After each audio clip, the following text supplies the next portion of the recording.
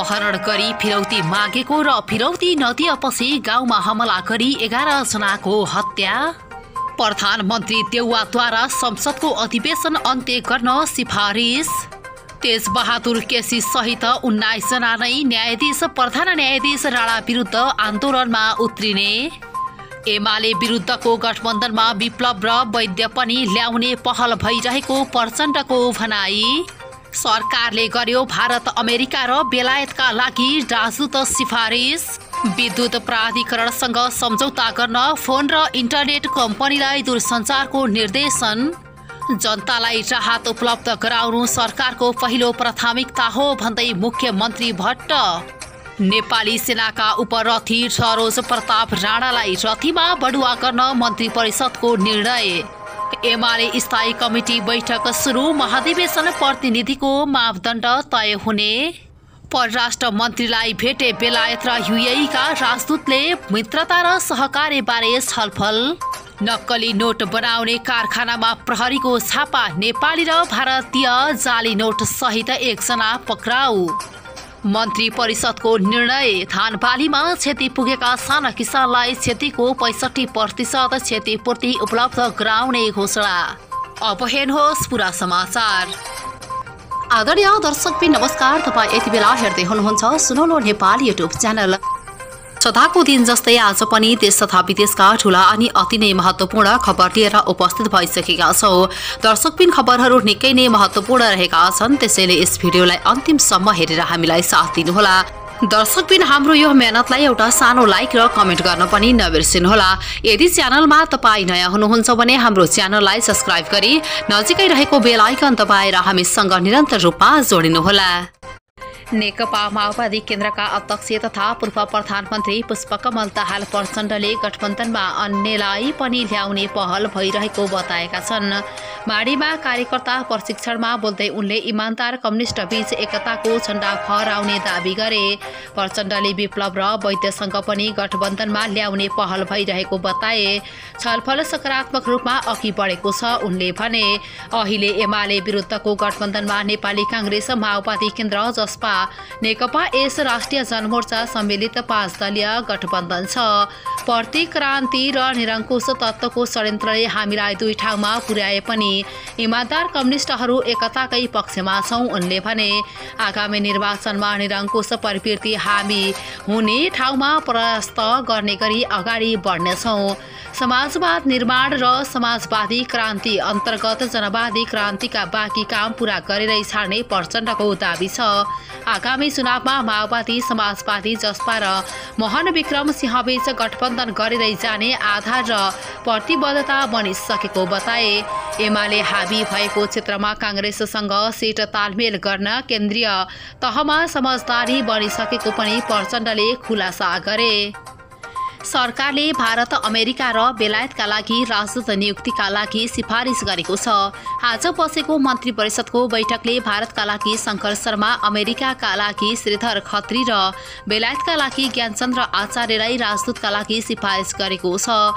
सरकारका प्रवक्ता तथा सञ्चार मन्त्री ज्ञानेन्द्र बहादुर कार्कीले जनाएका छन्।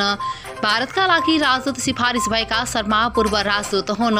यसअघि उनी अमेरिकाका लागि राजदूत थिए। त्यस्तै बेलायतका लागि सिफारिस भएका आचार्य पूर्व परराष्ट्र सचिव हुन्। अमेरिकाका लागि सिफारिस भएका खत्री परराष्ट्र मामिला अध्ययन प्रतिष्ठानका पूर्व कार्यकारी निर्देशन हुन्। टेलिफोन र इन्टरनेट कम्पनीलाई विद्युत प्राधिकरणसँग सम्झौता गरेर अघि बढ्न नेपाल दूरसञ्चार प्राधिकरणले निर्देशन दिएको छ। यही कार्तिक मसान्तसम्ममा विद्युतको पोल प्रयोगका सम्झौता गर्न निर्देशन दिएको हो। दूरसञ्चारले भनेको छ नेपाल विद्युत प्राधिकरणसँग सम्झौता नगरी टेलिफोन इन्टरनेट सेवा सञ्चालन गरिरहेको सेवा प्रदायकहरूले विद्युतका पोलहरू प्रयोग गरेको स्थान, परिमाण र अवधि स्वयं घोषणा गरे। कार्तिक मसान्त भित्र नेपाल विद्युत प्राधिकरणसँग सम्झौता गर्न जानकारी गराएको छ। सेवा प्रदायकहरूले बकौता भाडा नतिर्नाका साथै गत चैतदेखि पोल परेको सम्झौता नवीकरण पनि नगरेको विद्युत प्राधिकरणले बताएको थियो। सोपछि दूरसञ्चार प्राधिकरणले सम्झौता गर्न भनेको थियो। सरकारले बेमौसमी वर्षाका कारण धानबालीमा क्षति बेहोरेका किसानलाई 3 समूहमा वर्गीकरण गरी राहत उपलब्ध गराउने भएको छ। आज बसेको मन्त्री परिषदको बैठकले साना र ठूला कृषकलाई फरक मापदण्ड बनाएर राहत उपलब्ध गराउने निर्णय गरेको हो। जस अनुसार पूर्ण रूपमा धानबालीमा क्षति भएका साना किसानलाई बढीमा 10 कट्ठा वा सो बराबरको जग्गामा क्षति भएका 65% क्षतिपूर्ति दिने भएको छ। यसैगरी मध्यम किसान 10 कट्ठाभन्दा बढी रहेको जग्गामा क्षति भएमा 3 बिघासम्म क्षतिको 30% क्षतिपूर्ति उपलब्ध गराउने निर्णय गरिएको छ। साथै ठूला किसानको मापदण्डभित्र परेकालाई बिघाभन्दा बढी जग्गा भएका र आंशिक धानबाली क्षति भएका किसानलाई क्षतिको अधिकतम 20% क्षतिपूर्ति उपलब्ध गराउने निर्णय भएको सरकारका प्रवक्ता ज्ञानेन्द्र कार्कीले जानकारी दिए। प्रधानमन्त्री कार्यालयका सचिवले 5 दिनभित्र कार्यविधि बनाई सोही अनुसार राहत वितरण गरिने सरकारका प्रवक्ताले बताएका छन्।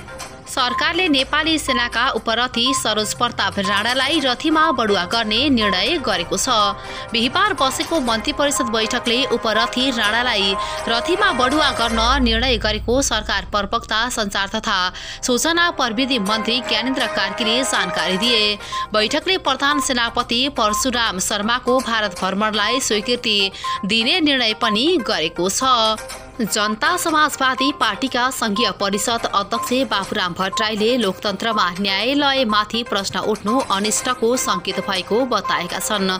बिहिबार प्रतिनिधि सभाको बैठकपछि सञ्चारकर्मीसँग कुरा गर्दै अध्यक्ष भट्टराईले यस्तो बताएका हुन्।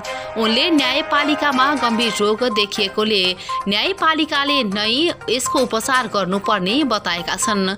उनले न्यायाधीश नियुक्तिदेखि सबै प्रक्रिया त्रुटिपूर्ण रहेको बताउँदै भागबण्डामा चल्ने कामले न्यायालयको प्रतिष्ठामा आघात पुगेको तर्क गरे। उनले न्यायपालिकाबाटै समस्या सिर्जना भएकोले त्यसको निरूपण पनि न्यायालयभित्रबाटै हुनुपर्ने बताए।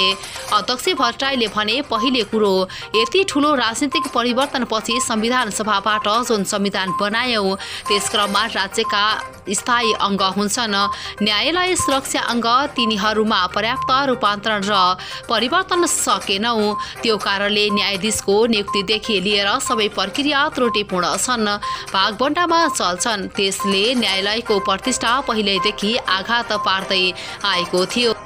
जाली नक्कली नोट र नोट बनाउन प्रयोग हुने उपकरण सहित महोत्तरी प्रहरी 1 जनालाई पक्राउ गरेको छ। नक्कली नोट बनाउने कारखानामा छापा मार्दा प्रहरीले 1 जनालाई पक्राउ गरेको हो। गौशाला नगरपालिका 5 गौशाला बजार डेरा गरी बस्ने सोही नगरपालिका 9 डुमरबान घर भएका 44 वर्षीय सुकन महतलाई प्रहरीले पक्राउ गरेको हो। नेपाली तथा भारतीय जाली नोट तथा जाली नोट बनाउन परेको हुने उपकरण सहित उनलाई बुधबार राति प्रहरीले पक्राउ गरेको हो। महतले विभिन्न दरका नेपाली र भारतीय नोट छापेको भन्ने सूचनाको आधारमा इलाका प्रहरी कार्यालय गौशालाबाट खटिएको प्रहरीले नोट बनाउन प्रयोग हुने उपकरण नेपाली तथा भारतीय कटिङ गरिएको र नागरिकको नक्कली नोटहरू सक्कली नेपाली तथा भारतीय नोटहरू सहित उनलाई पक्राउ गरेको छ। उक्त ठाउँबाट तयारी तथा कटिङ नगरीको विभिन्न दरको नोट गरी 8,82,420 नक्कली नेपाली रुपैयाँ विभिन्न दरको कटिङ गरिएको र नगरीको नोट गरी 2,77,970 नक्कली भारतीय रुपैयाँ विभिन्न दरको नोट गरी 5,070 नेपाली सक्कली रुपैयाँ बरामद गरेको छ। इराकमा इस्लामिक स्टेट ISIS को आक्रमणमा परि 11 जनाको मृत्यु भएको छ। दियाला प्रान्तको अल हवासा गाउँमा निशस्त्र मानिसलाई लक्षित गरी आक्रमण गरिएको संयुक्त सैन्य कमान्डले जारी गरेको विज्ञप्तिमा उल्लेख छ। प्रहरीका अनुसार आक्रमणमा इस्लामिक स्टेटले कैयौं सवारी साधन र सेमी अटोमेटिक बन्दुक प्रयोग गरेका थिए।